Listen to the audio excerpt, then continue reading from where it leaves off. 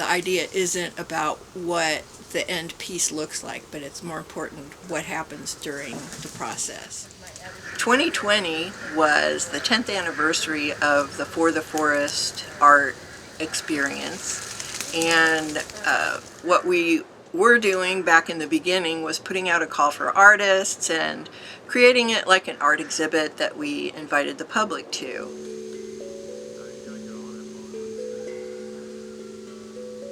We had a shamanic herbalism class, and as part of that class, a lot of times we make little sacred art objects, and so we decided to have those students be the core of this year's event. And we ended up choosing masks that each of the people made that represented their connection to the forest. And so that was a beautiful way to show everyone's appreciation, and it just embodied the whole idea of For the Forest in a really organic way.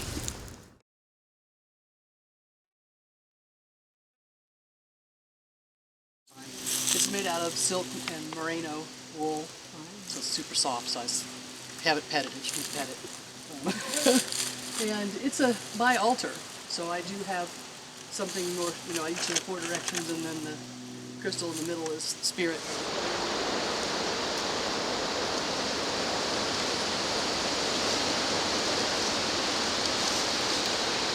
And as I gathered and placed pawpaw leaves and black sanicle leaves into the clay, the soft clay, to leave an impression, the mask itself kind of embodied its own energy, and really helped me to open up to the intuitive aspect of creating art instead of the very structured, pre-planned intentions that a lot of us bring to the table when we think about making art. Because myself, I'm honored to be a part of these classes and out here on this land, and I feel like I have more of a supportive role. So my altar, my tree is off here in the cut, just off the beaten path, kind of like me usually. So.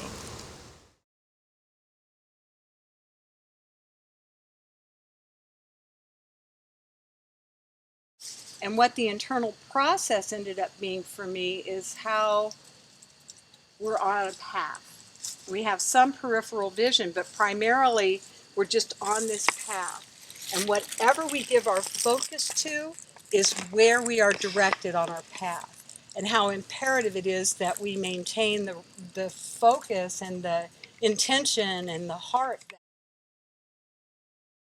The biggest message for me in this entire process is we don't create for any outcome except for just to express and to release energy, and that feels really good sometimes, and that is enough.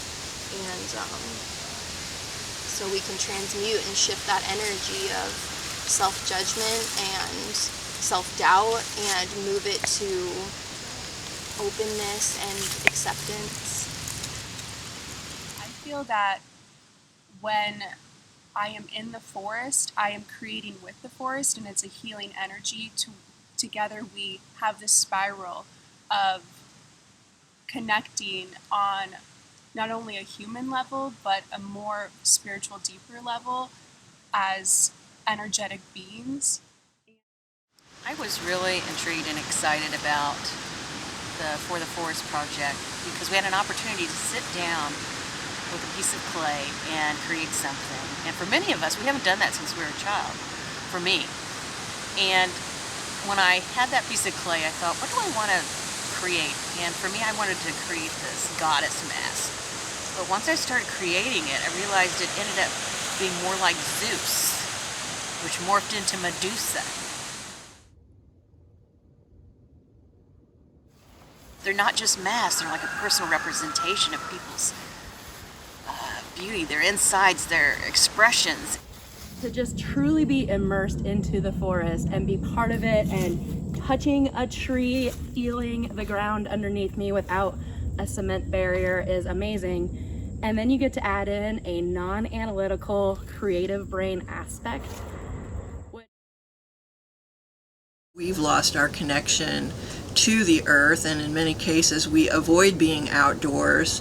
And really, art is a really good way to connect with that, whether it's working with materials that you find outdoors, or being in the woods and making a painting, or creating music that represents your connection with the earth, or poetry, or writing. Whatever it is, we need to begin to reconnect and value that connection and understand how disconnected we are and how important it is for us to center and ground into our mother, the earth. And without that, we can't be whole.